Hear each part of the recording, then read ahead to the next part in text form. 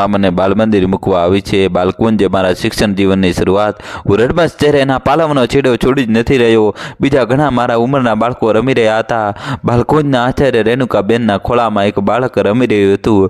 માએ રેણુકાબેન પાસે જઈને મને સોંપ્યો। બહેને પેલું બાળક બાઈને સોંપી મને લીધો। માં જેવા જ વાત્સલ્ય મૂર્તિમાં ખોળામાં જઈને હું શાંત થઈ ગયો। એ માં જેવું જ વાલ કરતા માં મને મૂકીને ઘરે ગયા। આજે પણ યાદ છે બાલકુંજ, જેમાં બાળ વાર્તાઓ, કવિતા, પ્રાર્થના, બાળ ગીતો ગવડાવતા। એક બાળગીત અને પ્રાર્થના આજે કંઠસ્થ છે। રોજ પ્રાર્થના કરાવતા, હે ભગવાન તમે સાંભળજો કાલા ગેલા મારા બોલ। અને બાળગીત મારા પ્રભુતા નાના છે, દુનિયા પરના રાજા છે। આ બાળગીત હું નૃત્ય સાથે કરતો। મારો જન્મ પણ મણિનગરમાં એલજી હોસ્પિટલમાં થયેલો। દોસ્તો, જલ્દીથી વિડીયો લાઈક કરીને ચેનલ સબસ્ક્રાઈબ કરી દો। મણિનગરમાં જ પ્રેરણાકુંજ સોસાયટીમાં મારા પિતાજીનો પિતૃ સ્મૃતિ નામે બંગલો હતો। પિતાજીનો જમીન અને દુકાનો હતી। મિલોની જમીનના ભાડા આવતા અને LICનું કામ કરતા। સુખ સમૃદ્ધિ હતી। એમ 6 ભાઈ બહેન, એમાં હું સૌથી નાનો હતો। બધાનો લાડકો હતો। એ સમયમાં ખૂબ સુખ હતું। દિવાળી જેવા તહેવારમાં ખૂબ ફટાકડા ઘરમાં આવતા। મોટા ભાઈ મને ફોડાવતા। બંગલામાં વિશાળ બગીચો, ફળફળાદીના વૃક્ષો, ફૂલછોડ અને શાકભાજીનો મોટો વિભાગ હતો। એમાં જુદી જુદી ઋતુ પ્રમાણે શાકભાજી વેલા બધું બાપુની મદદથી કરતા। મોટા ભાઈઓ પણ ખૂબ મદદ કરતા। ઘર બગીચામાં જ બધી શાકભાજી જેવી કે મેથી, રીંગણ, મરચાં, ટામેટાં, મકાઈ, દૂધી, ભીંડા, ગૌકા, તુરિયા, તુવેર બધું જ હતું। એ સમયે આ નાની અને સમજુ આંખોએ બધું જોયું છે, માણ્યું છે। વરસાદની ઋતુમાં ચારો તરફ લીલોતરી છવાઈ જતી અને ધરતીમાંથી અનેરી ખુશ્બુ આવતી, હજી જાણે તાજી છે। ઝરમર વરસાદે રમવા દોડી જતો અને સ્પોકમાંથી બનાવેલું કોચિયું ખૂબ રમતો, જેમાં પોપટ કબૂતરના પીંછા બાંધેલ હોય। માં શાક કરિયાણું લેવા કે કોઈ સગા સંબંધીને ઘરે જો મૂકીને જાય તો બંગલાના વિશાળ ચોકમાં પેન આપી કહે, મોર પોપટ જેવા ચિત્રો દોરી રાખજે કહીને બહાર જતા। આજે પણ બીજા ભાઈઓ સાથેની મસ્તી તોફાન યાદ છે। ઉનાળામાં ધાબે જવાનું, પથારીમાં આલોટવાનું તોફાન યાદ છે। નાકા ઉપર આવેલા મ્યુનિસિપલ અખાડામાં આનંદ મેળો થાય। 15મી ઓગસ્ટે ફેન્સી ડ્રેસ હરીફાઈમાં રાજા બનેલો મને નીંદર આવી ગયેલી। મને ઉઠાડી સ્ટેજ પર લઈ ગયા હતા। ઇનામ જીતી ગયેલી મીઠી યાદોની જાણે વણઝાર છે। મણિનગરના બંગલામાં મારી ઉંમરના આશરે 10 વર્ષ વીતી ગયા અને પછી કઠમાળ શરૂ થઈ। મારી અણસમજણી ઉંમરમાં બધું જ બદલાઈ ગયું। પિતાજીએ એમના બીજા ભાઈઓ અને ભાગીદાર જોડે ઝઘડા થયા। પિતાજીએ બંગલો વેચી શહેર કોટ વિસ્તારમાં રહેવા જવાનો નિર્ણય લીધો।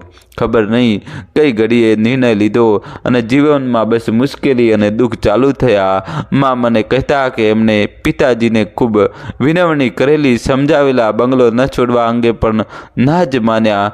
માએ ભીની આંખે સેવા રૂમમાં દીવો કર્યો, ભારે હૈયે બંગલો છોડ્યો, ટ્રકમાં સામાન ભરીને શહેરમાં ખાડિયા વિસ્તારમાં રહેવા આવી ગયા હતા। દોસ્તો, તમારા ભાઈ માટે જલ્દીથી વિડીયો લાઈક કરી ચેનલ સબસ્ક્રાઈબ કરી દો। ભાઈઓ સાથે ટ્રકમાં બેસીને સફર કરેલી એ પણ યાદ હજી છે। એ બધું જ યાદ આવતા આજે પણ નિશાસો નીકળી જાય છે। ખાડિયાના ઘરમાં આવીને જાણે કુટુંબની પડતીની શરૂઆત થઈ। પિતાજીએ કામ કરવું બંધ કરી દીધું। વડીલો પાર્જિત મિલકતો અને એના ભાડામાં જે માસિક માત્ર 90 રૂપિયા હતું, એમાં આ વિશાળ પરિવારનો ખર્ચ ઉઠાવવાનો જ અંતે કપરું હતું। માં પિતાજીને કામ પર જવા કહેતી, ખૂબ સમજાવતી, રોતી, કકળતી, પણ પથ્થર ઉપર પાણી હતું। ઘરમાં કાયમ ખાવા પીવા માટે પણ ચીજ વસ્તુઓની ખૂબ અછત વર્તાતી। વારે વારે કકળાટ થતો। નાની નાની આંખો આ બધું જોયા કરતી। સમજ નહોતી પડતી આમાં હું શું કરું। માનું દુઃખ જોવાતું નહોતું। માને રડતી જોઈને રડી પડતો, એ મને બાજીને રડી પડતી। અમારી સ્કૂલ ફી ભરવામાં પણ તકલીફ પડતી। અમારી કોઈ ફરમાઈશ તો ગુંજાઈશ નહોતી। જ્યાં ખાવાના ફાંફા પડતા, અનાજ ઘઉં ભરવાની સિઝનમાં બાપુજી ખેતરના પૂળા વેચી ભાગ્યાને ભાગ આપી અનાજ લાવતા। એમાં પણ ખૂબ ઉધાર ચડી જતું અને વેપારી પણ ઘરે ધક્કા ખાતા। માંગવાવાળાને પણ માએ જ જવાબ આપવો પડતો। બીજા 2 વર્ષમાં મોટા 2 ભાઈઓ મોસાળ મામાની કંપનીમાં કામ કરવા મુંબઈ ગયા। ત્રીજા ભાઈ મામાની લાગવગથી બેંકની નોકરીમાં લાગી ભાગી ગયા. ઘરે હું, મારો ભાઈ બહેન અને મા બાપુજી રહ્યા. જેમ તેમ ગાડું ગબડી રહેલું. વચ્ચે જમીનનો એક ટુકડો વેચાયો જે સંયુક્ત મિલકત હતી. એમાં પિતાજીના ભાગે પૈસા આવ્યા. એમાંથી બહેનનું લગ્ન અને અમારા બે ભાઈઓના યજ્ઞોપવિત સંસ્કાર કરાવ્યા. થોડા સમય ઠીક ચાલ્યું. હું 9મા ધોરણમાં આવ્યો અને માને હૃદય રોગનો હુમલો આવ્યો. અભ્યાસમાં ઠીકઠાક હતો, પણ પછી ઘરમાં કામ કરનાર કોઈ નહીં. બહાર ગામ રહેતા ભાઈઓ પૈસા મોકલી શકતા નહોતા. ખબર નહીં એ લોકો શું કરતા હતા. માં ફરિયાદ કરતા કોઈ પૈસા મોકલતું નથી, શું કરીશું. માને હૃદય રોગ સાથે શરીરની જમણી બાજુ પેરાલિસિસ અટેક આવ્યો. હોસ્પિટલમાં દાખલ કરી. પૈસાની તકલીફ અને ઉપર બીમારી. મને યાદ છે હોસ્પિટલમાં એમના બિછાનામાં એમની પાસે બેઠેલો એ મારી સામે જોઈ રહેલા. એમનાથી સ્પષ્ટ બોલાતું નહોતું, પણ ત્રુટક અવાજે મને કહે, ચિંતા ના કરીશ, હું સાજી જ ઘરે પાછી આવીશ. કહ્યું. મારી આંખોમાં આંસુ ના જોઈ શકી. માને આત્મવિશ્વાસ ખૂબ પ્રબળ હતો. ડૉક્ટરને મારા પિતાજી સાથે વાત કરતા મેં સાંભળેલા, તમારા પત્ની કંઈ માટીમાંથી બનેલા છે. એમનું હૃદય પોળું થઈ રહ્યું છે અને લખવાની અસર છે, પણ આત્મબળ એટલું છે કે આટલી જલ્દી ઊભા થઈ ગયા, પણ હવે એ કાચનું વાસણ છે, સંભાળજો. માને ઘરે લાવ્યા. એમને આરામ કરવાનો હતો. દુકાળમાં અધિક માસની જેમ અછતમાં બીમારીઓ, દવાઓનો ખર્ચ, સીમિત ભાડાની બાંધી આવક, એમાં પૂરું કરવાનું. માને બધી જ મદદ કરતો. એનાથી ઊભા ન થવાય તોય કામ કરવા ઊભા થાય. દોસ્તો, તમારા ભાઈ માટે જલ્દીથી વિડીયો લાઈક કરી ચેનલ સબસ્ક્રાઈબ કરી દો. હું ના પાડું એમનો શ્વાસ ખૂબ ભરાઈ આવે એટલે બેસી જતા મેં કીધું, તમે સૂઈ રહો, હું કરી લઈશ. મારાથી 3 વર્ષ મોટો ભાઈ ઘરમાં રહેતો જ નહીં. બહારના કામ કરાવતો, બાકી ઘરમાં હોય જ નહીં. જમવાના સુવાના સમયે આવતો. ઘરનું વાતાવરણ એવું થઈ ગયેલું કે કંઈ ગમે જ નહીં. આ સમય દરમિયાન મુંબઈથી નાની રહેવા આવ્યા. એમની મદદથી પાછું ચાલ્યું. નાની ઘર પણ અમારી પોળમાં જ હતું, પણ એકલા હતા એટલે અમારી સાથે જ રહેતા. નાની ખૂબ બધી બોધ કથાઓ કહેતા અને ઈશ્વર ઉપર શ્રદ્ધા રાખવા સમજાવતા. મા અને નાનીની વાતોથી વિશ્વાસ વધતો. કાલે સારું થશે એવી આશામાં દિવસો નીકળતા. થોડા સમય પછી નાની પાછા મુંબઈ ગયા અને પાછું બધું બગડવા માંડ્યું. એક સવાર એવી પડી, માએ મને બોલાવી કીધું, ઘરમાં કાંઈ જ નથી. ના લોટ, તેલ, ચોખા, દાળ, ગેસ, કેરોસીન બધું જ ખલાસ. ચા ખાંડ નથી. શું કરવું? એની આંખોમાં વિવશતા જોઈ મારાથી ના રહેવાયું. સેવા રૂમમાં જઈ માતાજી મહાદેવ સાથે લડવાનું ચાલુ કર્યું. શું કરી રહ્યા છો તમે અમારું? કોઈ આટલી વિવશતા કે દુઃખ કેવી રીતે આપી શકે? ક્યાં સુધી આવું ચાલશે? માની તબિયત બગડી. પિતાજી કરનાળી તપ કરવા જતા રહેલ અથવા જવાબદારીથી ભાગી છૂટેલા. ભાઈઓનો કોઈ સંપર્ક નહોતો. કોઈને કશી પડી કે ખબર નહોતી. માને સુવાનું કીધું. વાસણ માંજવા જ આવશે એવું ડુંગરપુરીઓ કહી ગયેલો. માથી ઉઠી શકાય એમ નહોતું. મેં કપડાં, કચરા, પોતું બધું નિપટાવ્યું. માએ મને બોલાવી કીધું, દીકરા એક કામ કર, રસોડા પર છાજલી ઉપર પિત્તળના વાસણો છે, એમાંથી તપેલું 2 લોટા લઈને માણેક ચોક કંસારાને ત્યાં વેચી આવ અને એમાંથી જે પૈસા આવે શાકભાજી કરિયાણું લેતો આવ. કેરોસીનનો શીશો લેતો જા. રસ્તામાં માસીના ઘરેથી માંગતો આવ. કે જે મેં કીધું છે હમણાં એમની પાસેથી કેરોસીન આપે, પછી પાછું આપી જઈશ. આટલું કહેતા એમની આંખો ચોદાર આંસુએ રડી હતી. એને જોઈને હું રડતો જાઉં અને હા પાડતો જાઉં. મેં કીધું, માં તું ચિંતા ના કર, વધુ પૈસા મળે એવી જગ્યાએ વાસણ આપીશ અને ભાવ કરાવીને બધી વસ્તુઓ લાવીશ. તું નિશ્ચિત થઈ આરામ કર. દોસ્તો, જલ્દીથી તમારા ભાઈ માટે ચેનલ સબસ્ક્રાઈબ કરી દો. ભાઈ આવે તો કહેજે કપડાં ઉપરથી લાવી રાખે, હું આવીને વાળીને મૂકી દઈશ. ખૂબ અગવડમાં પણ આ એવું રાખતા કે પાડોશીને પણ તકલીફ ખબર ના પડે. ઘરનું ક્યાંય ખરાબ ના દેખાય એ કાયમ ધ્યાન રાખતા. અમારા 2 ભાઈઓ અને મોટા ભાઈઓના જ કપડાં નાના કરાવીને પહેરવાના હોય.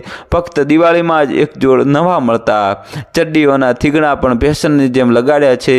માં કહેતા, સાંદેલું પહેરવામાં શરમ નહીં રાખવાની, મેલું ગંદુ નહીં જ પહેરવાનું, ના ખોટું બોલવાનું, ના ચોરી, બાકી બધું ઈશ્વર જોશે જ. એક દિવસ માના સંસ્કાર, વિચાર, શિખામણ અને આત્મબળ, આત્મસન્માનને કાયમ જોતો જ રહેતો. મન જીવનમાં ઉતરતો રહેતો. મા અને નાનીએ કીધેલી બોધકથાઓ યાદ આવતી. અનેક દુઃખ અને અગવડ વચ્ચે પણ એ બધું યાદ કરી નિરાશા અને હતાશા ખંખેરી નવા જોમથી કામ કરવા અને ભણવા મન મનાવી લેતો. મારે આ સમય કાઢવાનો વર્ષનો હશે પસાર કરી રહ્યો હતો, પણ મને મારી જાત પર, મારા પરિશ્રમ, ભણતર અને પ્રામાણિકતા પર ખૂબ વિશ્વાસ હતો જ. મને કુદરતના કંઈક ને કંઈક સંકેત જાણે સમજાતા. આમ ને આમ માની પ્રેરણા સાથે ભણવામાં ખૂબ મહેનત કરી રહેલો. મેટ્રિકનું વર્ષ હતું. ના કોઈ માર્ગદર્શન, ના કોઈ ટ્યુશન, એ પણ ફર્સ્ટ ક્લાસમાં 65% સાથે પાસ કરી. એ સમયમાં પહેલા 10 વિદ્યાર્થી 85% માર્ક્સ લાવતા એટલે સંતોષ હતો, પણ ગૌરવની વાત એ હતી કે મા તરફી કુટુંબ કે પિતાજી તરફનું કુટુંબ કે મારા બધા જ મોટા ભાઈ બહેનમાં હું જ પ્રથમ બાળક હતો જે પ્રથમ પ્રયત્ને જ પાસ થયેલો.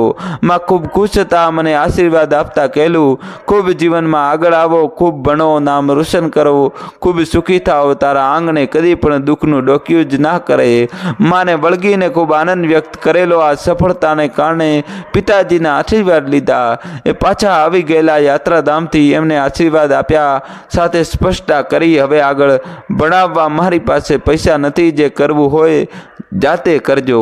મેં શરત માથે લીધું. મને કોઈ આશા પણ નહોતી. માં કહે, આપણી સ્થિતિ જાણે તું દીકરા, તારા જીવનના પડાવે તારી સફળતા છે, પરંતુ હું ના મીઠાઈ વેચી શકું કે આઈસ્ક્રીમ પાર્ટી રાખી શકું, તને ગોળ દાણા ખવડાવી સુકૂન કરાવું.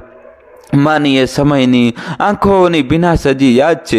આટલી અગવડમાં બાળપણ, કિશોર અવસ્થા વીતી, પણ ક્યારેય માતા પિતાને દોષી નથી માન્યા. બસ નસીબ અને કેળવણી સાથે શીખવા મળ્યું એવી રીતે જ સ્વીકાર્યું. પણ મારા આવનારા સંતાનને ક્યારેક કોઈ જ અગવડ ના પડે એની કાળજી રાખીશ અને ખૂબ સુખ સગવડ આપીશ એ નિર્ધાર કર્યો. હવે પ્રશ્ન આવ્યો આગળ ભણવા માટેનો, શું કરવું, શેમાં આગળ જવું. મારા બંનેવીની સલાહ મળી. ટેક્સટાઇલ, કેમિસ્ટ્રી અથવા એગ્રીકલ્ચર જવા કીધું. મેં એગ્રીકલ્ચર પસંદ કર્યું. સેવા રૂમમાં જઈને મા બાબાને પ્રાર્થના કરી મારે એડમિશન અને ફીની વ્યવસ્થા કરી આપવા. દોસ્તો, જલ્દીથી ચેનલ સબસ્ક્રાઈબ કરી દો. મારા મોટા ભાઈઓને વિનંતી કરી ફી ભરવા અંગે. બધાએ હિયાદરણા આપી, પણ છેલ્લી ઘડી સુધી ના કરી શક્યા. મને ગુસ્સો આવી ગયો. મારા મોટા ભાઈને કહેવાય ગયું કે બાપથી તૈયાર તમે નથી કરી શકતા, હું શું કરી કોની પાસે જાઉં. પછી છેલ્લે મોટા ભાઈ વ્યવસ્થા કરી લાવ્યા અને ફી ભરી. પાછળથી જાણવા મળ્યું મારા બનેવીના ઘરેથી પૈસા આવેલા. આણંદ ખેતીવાડી કોલેજમાં ભણવા ગયો. ભાઈ મૂકવા આવેલા. હોસ્ટેલમાં રહેવાનું હતું. નવી જિંદગી શરૂ થઈ હતી. માએ આપેલો નાસ્તો સાથે હતો. મેસની ફી ભરી અને ભાઈ સરસ ભણવા વિશે અને ચિંતા ના કરવા વિશે શીખામણ આપી પાછા ગયા. મને ખૂબ સારું લાગેલું. મારી પાસે 2 પેન્ટ, 2 શર્ટ અને 2 હાફ પેન્ટ, 2 ટી શર્ટ હતા, જે બહાર જવા અને હોસ્ટેલ, કોલેજ બધા માટે કોમન. હું ખુશ હતો.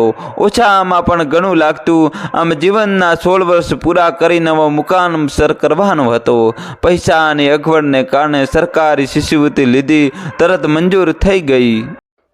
અહીં આવ્યા પછી ખબર પડી ખૂબ મહેનત છે. પ્રેક્ટિકલ અને થિયરીના એગ્રોનોમી જેવા વિષયમાં માથા પર માટીના તગારા ઉચકવાના, નિંદન કાઢવાનું, તમાકુના પાકમાંથી વગેરે જે કામ કર્યા નહોતા એ બધા જ કર્યા. થોડા દિવસમાં ખૂબ તકલીફ લાગી. અઘરું પડી રહેલું. ક્વિઝ ટેસ્ટ અને પ્રેક્ટિકલ થાકીને વીકેન્ડમાં ઘરે ગયો. રૂમ પાર્ટનર પાસેથી 10 રૂપિયા ઉધાર માંગ્યા. યાદ છે, રેલવે સ્ટેશનની ઘર સુધી રડતો જ ગયો. મા પાસે જઈ એમના ખોળામાં માથું મૂકી રડ્યો. મને ત્યાં નથી ગમતું, મારે નથી જવું, જાણે નાનું બાળક હોવું. માં મારા ઉપર ખીજાયા. પછી સમજાયું કેમ આમ કરે. તું ઘરની સ્થિતિ જાણે છે ને, કેવી રીતે તારા ભણવાની વ્યવસ્થા અને ખર્ચ કર્યો છે.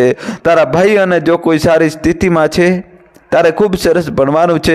તારા ઉપર જ આશા છે. હવે જે સૂઈ રહે એનું સૂઈ રહે, બેઠાનું બેસી રહે, જે દોડે એનું નસીબ દોડે. તારે દોડવાનું છે, આમ હારી નથી જવાનું. ઉઠ, ઊભો થા, આમ રડે નહીં જ ચાલે. પાછો જા. તારું ભણતર અને સાચું ઘડતર જ હવે શરૂ થયું. જે સરખું ભણ્યા નહીં, કામ સરખા સારા કર્યા નહીં, એમની ભૂલો જોઈને શીખ. દાખલો લે. તારે આમાંની કોઈ ભૂલ નથી જ કરવાની. મારો વિશ્વાસ સાબિત કર. જે બેસી રહ્યા અને ભાઈબંધ દોસ્તારોમાં રાખડી રહ્યા એ ધૂળ ફાડે અને દુઃખી થઈ બીજાને દુઃખી કરે. ફરી હિંમત હારીશ નહીં, નહીતર તું મારો જણેલો દીકરો નહીં. હું માં સામે જોઈ રહ્યો, સાચી વાત સમજી રહ્યો. મન અને અંતર મને શબ્દે ઉતરી રહ્યો અને ફરી માને વળગી પડ્યો. દોસ્તો, જલ્દીથી તમારા ભાઈ માટે વિડીયો લાઈક કરી ચેનલ સબસ્ક્રાઈબ કરી દો. કોલેજ હોસ્ટેલમાં પાછો આવીને ગંભીરતાપૂર્વક ખૂબ મહેનત કરવા માંડી. કોલેજ, લાઇબ્રેરી, મિત્રો, પ્રોફેસર બધા સાથે રહી શીખ્યો, સમજ્યો અને દરેક સેમિસ્ટરમાં વધુ ને વધુ માર્ક્સ લાવતો રહ્યો। મને હવે ખૂબ રસ પડવા લાગ્યો। એમાં એ બાગાયત અને પ્લાન્ટ ફિઝિયોલોજીમાં હંમેશા હાઈએસ્ટ માર્ક લાવતો। માં ખૂબ ખુશ હતા। આ બાજુ ભાઈઓની સ્થિતિ કથળતી હતી। એ લોકો ભૂલની પરંપરા કરી રહેલા, એનું કુટુંબ સહન કરી રહેલું। માની બીમારી વધતી ચાલી। ભાઈઓએ ધંધો ચાલુ કર્યો, થોડુંક સારું થવા લાગ્યું। બે ભાઈઓ મુંબઈથી પાછા આવી ગયેલા। એમની નિષ્ફળતા એમને નિરાશ કર્યા। હું ઘરે પત્રો નિયમિત લખતો, સમાચાર જાણતો, ક્યારેક માં જવાબ લખતી। મની ઓર્ડરથી મારા મેસના પૈસા આવતા। ફી સ્કોલરશીપ હતી એટલે વાંધો નહોતો। એકવાર પૈસા મેસના આવ્યા જ નહીં, મેં કાગળ લખ્યો પણ વ્યવસ્થા થાય એમ નહોતી। મારે 90 રૂપિયા ભરવાના હતા। મારા ભાઈ આવ્યા, પૈસા આપવા કીધું, ખર્ચ પોસાય નથી, કંઈક કરવું પડશે। મેં કીધું એ આર્થિક પછાતની પણ મેસ ચાલે છે, હું એમાં જમીશ, પૈસા ઓછા થશે, 50માં પતી જશે। મને કહે શું કરીએ, સ્થિતિ જેવી છે। 1 વર્ષ એમાં જમ્યો। કુટુંબ પર જાણે કોઈ નજર લાગેલી। મોટા ભાઈનો ખૂબ તકલીફ હતા। સૌથી મોટા ભાઈ માનસિક ડિપ્રેશનમાં, બીજા ભાઈ ધંધામાં તકલીફમાં, કોર્ટ કેસમાં, ત્રીજા ભાઈ માંડ એમનું પૂરું કરતા, ચોથાની પણ હાલત ઠીક નહોતી। શું થઈ ગયું હતું ઘરને, કોઈ જાણે શ્રાપ લાગી ગયેલો। હું કોલેજના ખેતરમાં જઈ કુદરત સાથે વાતો કરતો, વિનવતો, બધી મુશ્કેલી અને દુઃખ દૂર કરવા કરગરતો। હજી કેટલી પરીક્ષા લઈશ તું કહીને રડતો ઝઘડતો। મારી પાસે બીજો કોઈ ઉપાય જ નહોતો। દોસ્તો, ઝડપથી ચેનલ સબસ્ક્રાઈબ કરી દો। કોલેજમાં ઇતર પ્રવૃત્તિઓ અને કલ્ચર કાર્યક્રમમાં ભાગ લેતો, ગાવાની પ્રેક્ટિસ અને નાટક ડાન્સ કોમ્પિટિશનમાં ભાગ લેતો, ઇનામ જીતી જ લાવતો, મન બહેલાવતો, ગીતો ગાતો અને રૂમ પાર્ટનર સાથે નિગમ અને આધ્યાત્મની વાતો કરતો, જે મા અને પિતાજી પાસેથી સાંભળેલી, અને વાંચન ખૂબ કરતો। આમ કરતા છેલ્લું સેમેસ્ટર આવી ગયું। ખૂબ મહેનત કરેલી, એક્ઝામ બધી જ પૂરી થઈ અને બસ રિઝલ્ટ જ બાકી હતું। અને કોલેજમાં કંપનીઓ તરફથી ઇન્ટરવ્યૂ શરૂ થયા। એમાં પ્રથમ ઇન્ડિયન પોટાશ તરફથી 2 સેલ્સ સુપરવાઇઝર લેવાના હતા। 4 કોલેજના થઈને 360 કેન્ડિડેટ હતા। એમાંથી હું અને મારી જ બેચનો બીજો વિદ્યાર્થી સિલેક્ટ થયા। થોડા દિવસમાં રિઝલ્ટ પણ આવી ગયું। કોલેજમાં 7મો આવેલો। ઘરે બધા જ ખુશ હતા। રિઝલ્ટ સરસ અને નોકરી મળી ગઈ હતી। આત્મગૌરવ અનુભવતો હતો। આગળ ભણવાની ઈચ્છા ખૂબ હતી। મને પણ સ્થિતિ હવે એવી હતી કે શક્ય નહોતું। હમણાં નોકરી લઈ લેવી, પછી જોઈશું એમ કહી જૂનાગઢ પોસ્ટિંગ હતું, ત્યાં મા અને બધાને છોડીને જવું પડ્યું। મારી આ પ્રથમ સફળતાથી ખૂબ ખુશ હતો। ધીમે ધીમે મુશ્કેલીઓ હવે દૂર થશે જેવી આશા પ્રબળ બની રહી હતી। Indian potash semi government company હતી। પોટાશ ખાતર પરદેશથી ઇમ્પોર્ટ થતું। માલના પ્રમાણમાં માંગ વધુ રહેતી એટલે વિક્રેતા ફિલ્ડમાં જવા ના કહેતો, કહે તમે ઓર્ડર લાવશો પણ તમારી કંપની માલ ક્યાં મોકલે છે। સળંગ 15 થી 20 દિવસ બેસી રહ્યો એમની દુકાને અને ઘરે કાગળ લખ્યો, એ કામ જ નથી આપતા। ઘરેથી બનેવીનો કાગળ આવ્યો, ઘરે પાછો આવી જા, એમાં ઉંમરે બેસી ના રહેવાય, ભલે સરકારી નોકરી હોય। અને ત્યાંથી પાછો આવી ગયો। આવીને American company union carbide trainee તરીકે જોડાયો। પહેલી નોકરી છોડી એ સમય મારા સહઅધ્યાયનો માસિક 600 થી 800 કમાતો। મારો 2500 પગાર અને કિમી દીઠ 30 પૈસા પેટ્રોલના મળતા। એમાંથી જ બધો ખર્ચ નીકળી જતો, પણ આખા ગુજરાતમાં બાઇક પર ફરવાનું કમ્પલસરી હતું। જંતુનાશક દવાઓ વેચવાની અને ખેડૂતને એના ખેતરમાં છાંટી આપવાની, આમાં પૈસા ખૂબ મળતા, પણ આ કામ ગમતું નહીં, કુદરતથી વિરુદ્ધ લાગતું। મુખ્ય વિક્રેતા અને નાના વેપારી, બધી કંપનીઓનું રાજકારણ, જૂઠ, બધા ખોટા કામ, મન વિચલિત થઈ જતું। આમ ને આમ ખૂબ પ્રવાસ ખેડ્યો આખા ગુજરાતમાં કામ અંગે। પોરબંદર, ધોરાજી, ઉપલેટા, રાજકોટા, સાબરકાંઠા, મોડાસા, ધનસુરા, ખેડબ્રહ્મા, ત્યાં કચ્છી કંપાઓ, વડોદરા, ભરૂચ, બોડેલી, ધોરાજી, આણંદ, નડિયાદ, અમદાવાદ, આમ બધે જ 3 વર્ષ ભરીને કામ કર્યું। ખૂબ ઓછા સમયમાં જાણે ખૂબ જોયું, સમજાઈ ગયું। આ બધી સફરમાં વરસાદી સિઝનમાં ક્યારેક એકાંત મળી જતું, કુદરતનો નજારો જોવા મળતો અને એમાં ખોવાઈ જતો, અને કલાકો જાણે આબ અંતરિક્ષમાં જોયા કરતો। પૂછ્યા કરતો કે રોટલો મળ્યો, હવે પોતાનો ઓટલો ક્યારે આપીશ? અચાનક જીવનમાં ટર્નિંગ પોઈન્ટ આવ્યો. મારે મારા પિતરાઈના લગ્નમાં મુંબઈ જવાનું થયું. ત્યાં હોલમાં વ્યવસ્થા જોવા મોકલ્યો. મેં ત્યાં જોયું, બધું જ બરાબર હતું, પરંતુ માખી મચ્છર ખૂબ જોયા. મુંબઈના પ્રતિષ્ઠિત જુહુ વિસ્તારની હોટલનો હોલ, અને આમ કેમ? મેં એમના મેનેજમેન્ટને વાત કરી. એ લોકો કહે બધા પ્રયત્ન કર્યા પણ આ નથી જઈ રહ્યા. મેં એમને બજારમાંથી 2 પેસ્ટિસાઇડ લખી આપી અને એમણે એનો તાત્કાલિક અમલ કર્યો અને રિઝલ્ટ જોઈ ખુશ થઈ ગયા. કોઈ જોખમ વિના સાવ મામૂલી ખર્ચમાં આવું પરિણામ જોઈ એમણે મારો આભાર માન્યો. મારી સાથે મારા સગા હતા. એમને કીધું, અરે ભાઈ, આ તો ચમત્કાર જેવું છે. તું નોકરી છોડીને બાગ બગીચા અને સલાહ આપવાનું કામ કેમ નથી કરતો? આવું કોઈ છે નહીં, તને જરૂર સફળતા મળશે. મારા મનમાં વાત બેસી ગઈ. હું પાછો આવીને મેં એના પ્રયત્ન ચાલુ કર્યા. શરૂઆત ક્યાંથી કેવી રીતે કરવી? એક વિચાર આવ્યો કે બાગ બગીચામાં પૈસા કોણ ખર્ચે? એ સમય એવો હતો, લોકોને બાગ ગમતા, પરંતુ એ શોખ હતો કોને પોસાય? એક તો જેની પાસે જગ્યા હોય અને પૈસા. એ સમયે મિલ ઉદ્યોગ ખૂબ ચાલતો અને એ લોકો પાસે જમીન અને પૈસા અને ખર્ચ કરવાની શક્તિ અને સૂઝ હોય. અરવિંદ મિલથી શરૂ કર્યું. એના મુખ્ય શેઠ સાથે મુલાકાત કરી. શ્રી નિકુભાઈ શેઠ સાથે વાત કરી. એમને સારામાં રસ પડ્યો. મને કામ આપ્યું. 1 વીકમાં 3 દિવસ જવાનું અને મને ફી આપતા.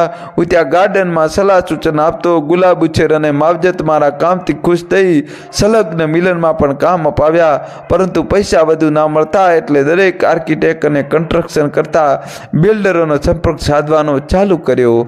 દોસ્તો, તમારા ભાઈ માટે જલ્દીથી વિડીયો લાઈક કરી ચેનલ સબસ્ક્રાઈબ કર્યો. ક્યાંય કોઈ રિસ્પોન્સ મળી નહોતો રહ્યો. એક બિલ્ડરે એવું કીધું, આ મુંબઈ નથી, એમાં તારું ઘર નહીં ચાલે. પણ નિરાશ ના જ થયો. કાલે કામ મળશે. સંઘર્ષના સમય દરમિયાન મારા લગ્ન થયા. ઘરમાં હવે મોટા ભાઈઓ, ભાભીઓ, માતા પિતા બધાનો સમાવેશ થવો શક્ય નહોતો. બધા ઘરમાં વાસણ કકડે એમ કુટુંબ રાજકારણથી કંટાળીને માની સંમતિ અને આશીર્વાદ લઈ એક રૂમ કિચનના ભાડે રહેવા જતો રહ્યો. જીવનનું નવું પ્રકરણ શરૂ થયું. દોસ્તો, કહાની છેલ્લા સુધી જોજો, હવે નવો ટ્વિસ્ટ આવશે. ઘરનું ભાડું અને અમારા ગુજરાન જેટલું મળી રહેતું. ધીમે ધીમે બધાના વધારતો ગયો. નિરાશા કંકેરીને બધાને મળતો રહ્યો. ઓછા પૈસા મળે તો પણ કામ લેવા આવ્યો, અને આમ વસ્ત્રાપુર જેવા નવા વિકસતા વિસ્તારમાં જ્યાં બંગલા બંધાતા હોય ત્યાં માલિકનો સીધો સંપર્ક કરવા લાગ્યો. સેલ્સમેન તરીકે કામ કરેલું એટલે અનુભવ કામ લાગ્યો. સવારે કામ જોવા આવે એમની રાહ જોતો. આવે એટલે સંપર્ક કરી બગીચા બનાવવા અને વૃક્ષો રોપવા સમજાવતો. ઉત્તમ કામ કરવાની ખાતરી આપતો. આમ ને આમ કામ મળવા માંડ્યા. નીતિ અને દાનત ખૂબ સારા અને પ્રામાણિક હતા જ, એટલે ઈશ્વરના આશીર્વાદથી કામ ઉપર કામ મળતા જ ગયા. પોતાનો આગવો સ્ટાફ લગભગ 45 માણસોનો રાખ્યો.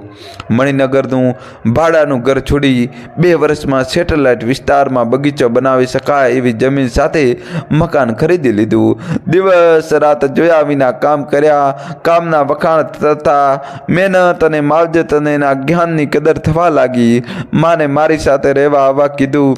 માં કહે, જન્માષ્ટમી પછી આવી જઈશ. અને મારા પિતાનું અવસાન થયું. જન્માષ્ટમી પછી પણ માં ના આવી શક્યા. એ પહેલાં જ 7 મે એમને ગંભીર હૃદય યોગના હુમલાને જીવ લીધો. મારા જીવનનો વ્રજાઘાત આજે પણ નથી ભૂલ્યો. આખી જિંદગી ખૂબ દુઃખ પરેશાની વેઠી. જ્યારે સુખ ઘરમાં આવ્યું, એમને વિદાય લીધી. આ પછી આ દિવસ ના રાત બસ કામ, કામ ને કામ. અમદાવાદના અગ્રેસર આર્કિટેક્ટ, મિલ ઓનર, બિલ્ડર્સ સાથે કામ ચાલતા. મોટી કંપનીઓના મોટા સ્કેલના ગાર્ડન, જે કડી, મહેસાણા, ગાંધીનગર, સુરત, અંકલેશ્વર જ્યાં કામ હોય ત્યાં જતો અને બગીચા સર્જન કરતો. અપાર વૃક્ષો રોપાવતો. દોસ્તો, જલ્દીથી ચેનલ સબસ્ક્રાઈબ કરી દો. મારી પોતાની માલિકીની ઓફિસ વસ્ત્રાપુરમાં બનાવી. વાસ્તુશાસ્ત્રની ડિગ્રી લીધી. વધુ ને વધુ કુદરતમાં ઘૂમતો ગયો. કુદરત અને વનસ્પતિ સાથે રહેવાની ખૂબ જ સૂક્ષ્મ અને પ્રગટ શક્તિઓ અને જ્ઞાનનો વધારો થતો ગયો. વૃક્ષ વનસ્પતિ સાથે ગાઢ સંબંધ થઈ ગયો. એમની સાથે વાતો કરતો પૂછતો, સમજતો. મને જવાબ મળતા. મોટા ભાગનો સમય બહાર જતો એટલે આવી બધી પ્રકૃતિની શક્તિઓના પરચા મળતા ગયા.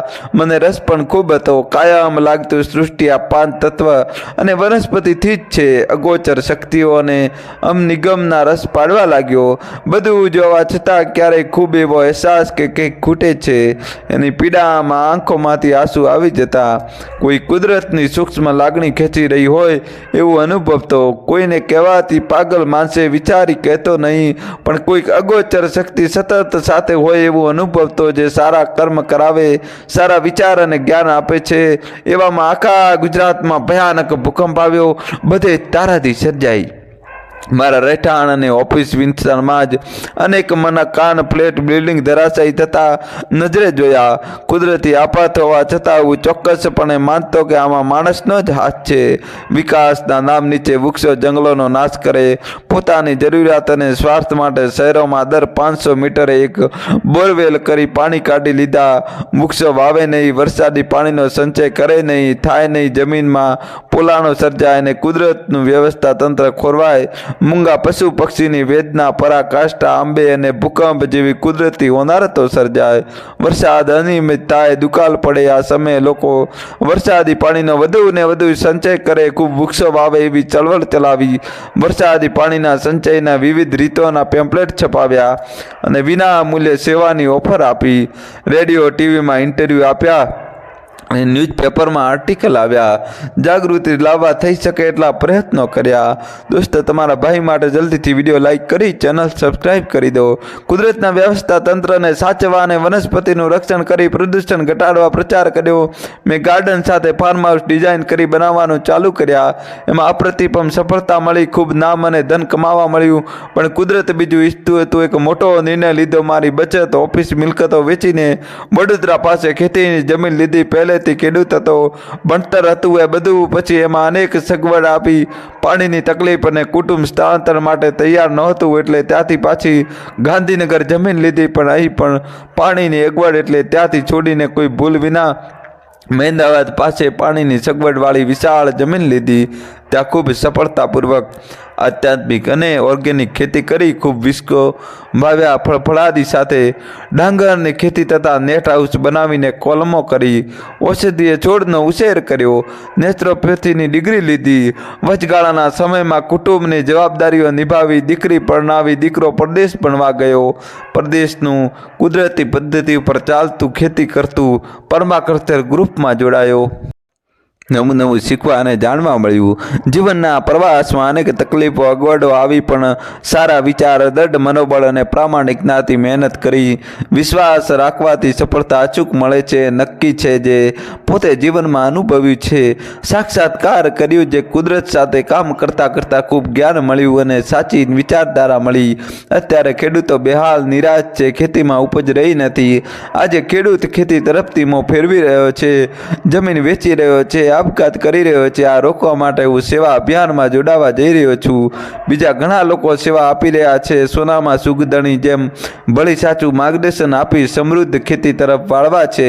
એના માટે સૂક્ષ્મ અને પ્રગટ શક્તિઓ પંચતત્વનું સંરક્ષણ કરી કોઈ ખર્ચ વિના વધુ આવક કેવી રીતે મેળવી શકાય એનું સંશોધન કરી રહ્યો છું. અને પરંપરાગત કુદરતના નિયમોને ધ્યાનમાં રાખી એક પદ્ધતિ વિકસાવીને ખેડૂતો સમક્ષ રજૂ કરી એમના પ્રશ્નો ઉકેલી સમૃદ્ધ બને એ કાર્ય કરવાનું છું. દોસ્તો, જલ્દીથી ચેનલ સબસ્ક્રાઈબ કરી દો. આચાર વિચાર સાથે સાહિત્યમાં ખૂબ રસ અને વાંચનથી નવલકથા, નવલિકા અને કવિતા મુક્તક લખી રહ્યો છું. એક નવલકથા પ્રકાશિત થઈ ચૂકી છે. મારા લેખ, નવલિકા અને કવિતાઓ પ્રકાશિત થઈ રહી છે, જેના માટે માતૃભારતી જેવી પ્રસિદ્ધ પ્રકાશન સંસ્થાએ પ્લેટફોર્મ પૂરું પાડ્યું છે. જીવન પથ પર સફર કરતાં કરતાં ખૂબ શીખવા, સમજવા મળ્યું છે. કુદરતની સેવા કરી, વિશ્વાસ રાખવાથી, પ્રમાણિક મહેનત કરવાથી સફળતા અચૂક મળે છે. દુઃખ, તકલીફ જેવા અંધકારમાંથી સફળતાનો ઉજાસ મેળવી જ શકાય. દરેકના જીવનમાંથી કોઈને કોઈ સંદેશ અને પ્રેરણા મળી જ રહેતી હોય છે. પછી અભિનેતા, નેતા, ડૉક્ટર, એન્જિનિયર, શિક્ષક કે એક સામાન્ય માનવી કેમ નહીં? અંતે તો ઈશ્વરના જ સંતાન પ્રકૃતિની ગોદમાં જન્મે છે. હરેક માનવ દરેકના જીવનમાં આવે છે. સંઘર્ષનો સમય મજબૂત મનોબળથી સામનો કરે છે. માનવ કોને કોઈ પ્રેરણા આપી વિરમે છે જીવન. સંઘર્ષ અને સફળતા જીવનના અને બંને ઉદાહરણ. આત્મવિશ્વાસ પ્રેરે છે સફળતાનો સંતોષ છે પથ. દરેક માનવીના જીવનમાં કોઈને કોઈ વિકટ પરિસ્થિતિ આવે જ છે, પરંતુ મહેનત, પ્રામાણિક નીતિ અને મક્કમ મનોબળ સફળતા અચૂક અપાવે છે. એમાં કોઈ શંકા નથી. કોઈને કોઈ પ્રેરણા મળી રહે છે અને સફળતાના સોપાન સર કરી શકાય છે. આજે જીવનના પડાવે માની ખૂબ યાદ આવે છે. અત્યારે એમની યાદમાં એમને શ્રદ્ધાંજલિ આપતા કવિતા લખી અને વાત પૂરી કરું. ઈશ્વરને નથી જોયો, તારામાં જ ઈશ્વરને જોયો છે. માં તે આપ્યો જન્મ, પાળ્યો પોષ્યો ઉછેર્યો પાળે છે તું. માં શિક્ષા સંસ્કાર આપ્યું શિક્ષણ, તું જ મારી ગુરુ છે. માં પળ પળ જીવી જિંદગી બસ મારામાં તું જીવી છે. માં કોળિયા ખવડાવ્યા, હાથે તારા લાડ લડાવ્યા ખૂબ. માં અમી પીવરાવ્યા, આંખોના કદી ના છોડ્યા સાથમાં.